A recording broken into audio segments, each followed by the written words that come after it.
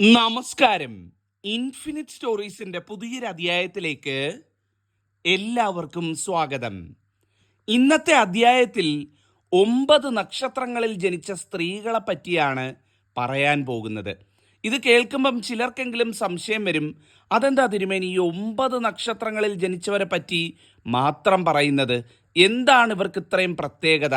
അതിൻ്റെ ഉത്തരം എന്ന് പറയുന്നത്, ഈ 9 നക്ഷത്രത്തിൽ ജനിച്ച സ്ത്രീകൾക്ക് ഈശ്വരാധീനം വളരെയധികം കൂടുതലായിരിക്കും എന്നുള്ളതാണ്. ഇത് ജന്മനാ ഇവർക്ക് ലഭിക്കുന്ന ഏറ്റവും വലിയ കഴിവാണ്. അതായത് ഒരു സ്ത്രീ ജനിക്കാൻ ജ്യോതിഷപ്രകാരം ഏറ്റവും നല്ല 9 നക്ഷത്രങ്ങളാണ് ഞാൻ ഈ പറയാൻ പോകുന്ന 9 നാളുകൾ എന്ന് പറയുന്നത്. നിങ്ങളുടെ വീട്ടിലോ നിങ്ങളുടെ പരിചയത്തിലോ നിങ്ങളുടെ സുഹൃത്തുക്കളോ ഒക്കെ ഈ നക്ഷത്രക്കാരുണ്ട് എന്നുണ്ടെങ്കിൽ തീർച്ചയായിട്ടും മനസ്സിലാക്കുക, ഈ നക്ഷത്രത്തിൽ ജനിച്ച സ്ത്രീകൾ ഇവർ വളരെയധികം ഐശ്വര്യമുള്ളവരാണ്. ഇവരെ ഒരു കാരണവശാലും നോവിക്കാനോ ദ്രോഹിക്കാനോ ഉപദ്രവിക്കാനോ മാറ്റി നിർത്താനോ ഒന്നും പാടുള്ളതല്ല എന്നുള്ളത്.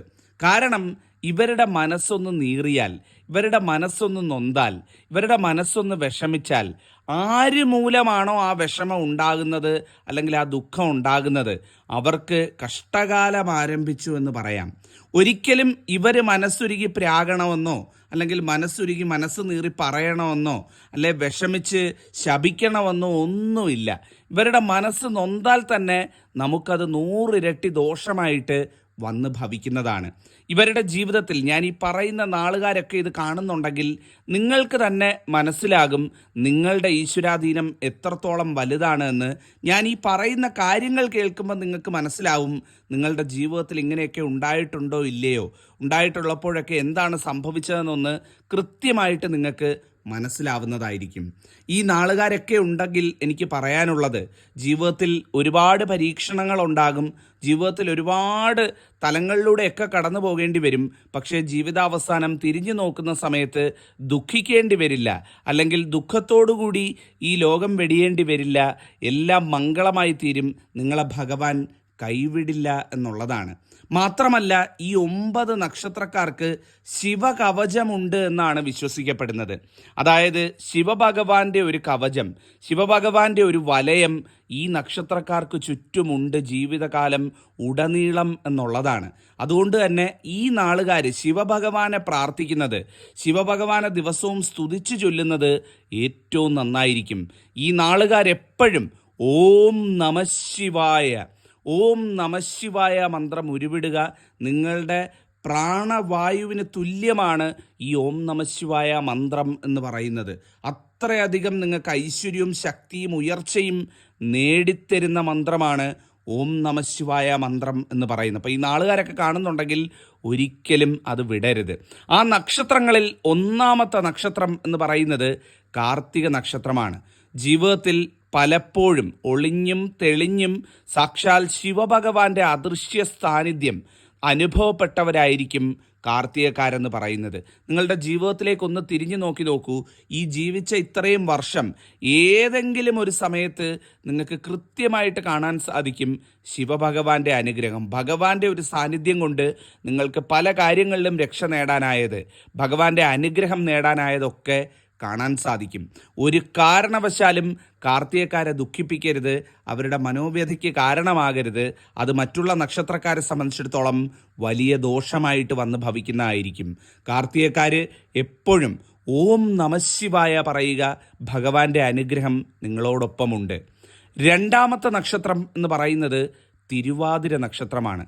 തിരുവാതിരക്കാരെ ആരൊക്കെ ദ്രോഹിച്ചിട്ടുണ്ടോ, തിരുവാതിരക്കാരെ ആരൊക്കെ വിഷമിപ്പിച്ചിട്ടുണ്ടോ, അവരുടെ കണ്ണീര് വീഴാൻ ഇടയാക്കിയിട്ടുണ്ടോ, അവരൊക്കെ നശിച്ച ചരിത്രമേ ഉണ്ടായിട്ടുള്ളൂ.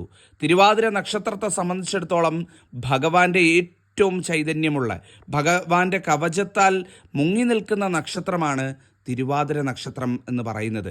പ്രത്യേകിച്ചും തിരുവാതിരയിൽ ജനിക്കുന്ന സ്ത്രീകൾ വാക്കിലും നോക്കിലും ഒക്കെ ഒരുപാട് ശക്തി വച്ചിരിക്കുന്നവരാണ്.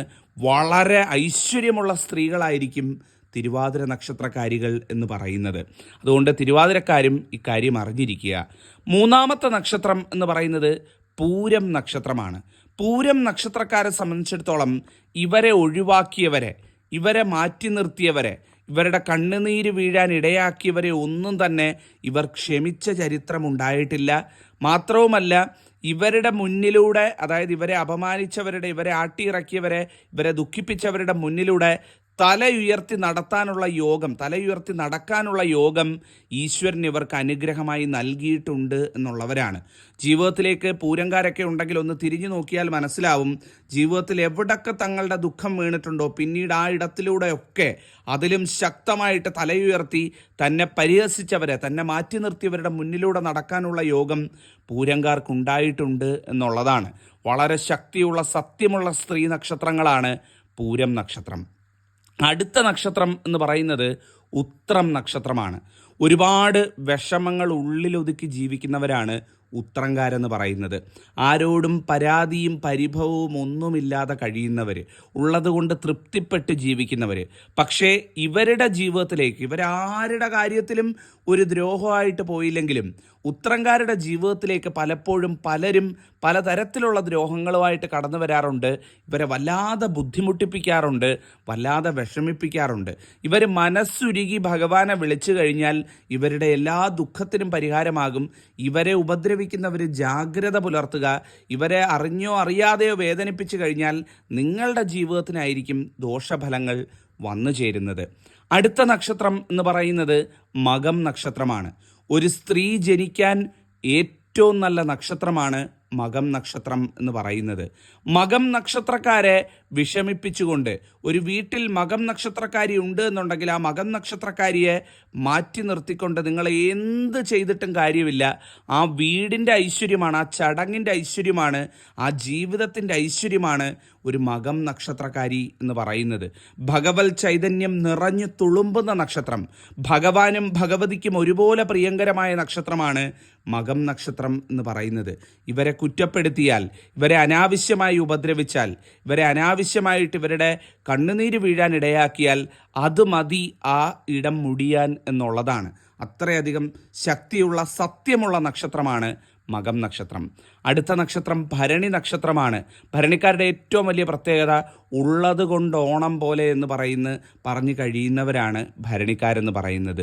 പൊങ്ങച്ചമോ പരിഭവമോ സഹതാപമോ ഇതൊന്നും ഇല്ലാത്തവരാണ്. ഇത് വളരെയധികം സത്യസന്ധതയുടെ നേർരൂപമാണ് ഭരണിക്കാരെന്ന് പറയുന്നത്. ഭരണിക്കാർ മനസ്സുരുകി ഒന്ന് പറഞ്ഞു കഴിഞ്ഞാൽ തീർന്നു എന്നുള്ളതാണ്. ഭരണിക്കാരെ അതുകൊണ്ട് ഒരു കാരണവശാലും ദ്രോഹിക്കരുത്. അടുത്ത നക്ഷത്രം എന്ന് പറയുന്നത് ആയില്യം നക്ഷത്രമാണ്. നാഗദൈവങ്ങളുടെയും ശിവഭഗവാന്റെ അനുഗ്രഹം ഒരുപോലെ കിട്ടിയിട്ടുള്ള നക്ഷത്രമാണ് ആയില്യം. സർപ്പദൃഷ്ടിയുള്ള നക്ഷത്രക്കാരാണ്. ഇവർ കണ്ണുവച്ചാൽ, ഇവർ മനസ്സുരുകി പറഞ്ഞാൽ ഇവർക്ക് സാധിക്കാത്തതായിട്ടൊന്നുമില്ല. ഈ പ്രപഞ്ചം തന്നെ ഇവരുടെ കൂടെ നിൽക്കും എന്നുള്ളതാണ്. സ്ത്രീകൾ ജനിക്കാൻ ഏറ്റവും നല്ല നക്ഷത്രങ്ങളിലൊന്നാണ് ആയില്യം നക്ഷത്രം എന്ന് പറയുന്നത്. അടുത്തത് ഉത്രാടം നക്ഷത്രമാണ്. ഉത്രാടംകാരെ സംബന്ധിച്ചിടത്തോളം ഇവരാരെയും ശപിക്കുകയോ ഇവരാരെയും പോയി ഉപദ്രവിക്കുകയോ ഒന്നും ചെയ്യാത്ത ശുദ്ധ മനസ്കരാണ്. പക്ഷേ ഇവരുടെ മനസ്സ് കളങ്കപ്പെടുത്താൻ, ഇവരുടെ മനസ്സിനെ ദ്രോഹിക്കാൻ, ഇവരുടെ ജീവിതത്തിൽ കഷ്ടകാലം ചെലുത്താൻ ആരെങ്കിലും ഇറങ്ങി പുറപ്പെട്ടിട്ടുണ്ടെന്നുണ്ടെങ്കിൽ അവർ അനുഭവിക്കുക തന്നെ ചെയ്യും എന്നുറപ്പുള്ള ഒരു നക്ഷത്രം കൂടിയാണ് ഉത്രാടം നക്ഷത്രം. ഇവരായിട്ടൊന്നിനും പോകത്തില്ല. എല്ലാം ഈശ്വരനെ അറിഞ്ഞ് ഇവർക്ക് വേണ്ടി ചെയ്തു കൊടുക്കുന്നതായിരിക്കും. അവസാനത്തെ നക്ഷത്രം എന്ന് പറയുന്നത് വളരെ പ്രധാനപ്പെട്ട നക്ഷത്രമാണ് പുണർദം നക്ഷത്രം എന്ന് പറയുന്നത്. പുണർദം നക്ഷത്രക്കാരുടെ ജീവിതത്തിൽ വളരെയധികം ശിവഭഗവാന്റെ സാന്നിധ്യം കാണാൻ സാധിക്കും എന്നുള്ളതാണ്. ജീവിതത്തിൽ കൈത്താങ്ങായി എന്നും ഭഗവത് സാന്നിധ്യം ഉണ്ടാകും. ഭഗവാന്റെ ഈ സാന്നിധ്യം തന്നെയാണ് ഇവരുടെ ഏറ്റവും വലിയ വിജയം. ഏതെങ്കിലും രീതിയിൽ ആരെങ്കിലും പുണർദം നക്ഷത്രത്തിൽ ജനിച്ച ഒരു സ്ത്രീയെ ഉപദ്രവിക്കാൻ, ദുഃഖിപ്പിക്കാൻ തുനിഞ്ഞിറങ്ങിയിട്ടുണ്ട് എന്നുണ്ടെങ്കിൽ നിങ്ങൾ ഉറപ്പിച്ചോളൂ, അത് നിങ്ങളുടെ നാശം നിങ്ങൾ തന്നെ എഴുതുന്നതിന് തുല്യമാണ് എന്നുള്ളത്. സത്യമുള്ള നക്ഷത്രമാണ് പുണർദം നക്ഷത്രം. ഓം നമഃശിവായ. അപ്പം ഇതാണ് ഞാൻ പറയുന്ന ആ 9 നക്ഷത്രക്കാരെന്ന് പറയുന്നത്. നിങ്ങളുടെ പരിചയത്തിലോ വീട്ടിലോ ഈ നാളുകാരുണ്ടെങ്കിൽ ഇക്കാര്യങ്ങൾ മനസ്സിലാക്കി വെക്കുക. എല്ലാവരെയും ജഗദീശ്വരനെ അനുഗ്രഹിക്കട്ടെ. ഈ അധ്യായം ഉപകാരപ്പെട്ട് കാണുമെന്ന് വിചാരിക്കുന്നു. അഭിപ്രായങ്ങൾ അറിയിക്കുക. നന്ദി, നമസ്കാരം.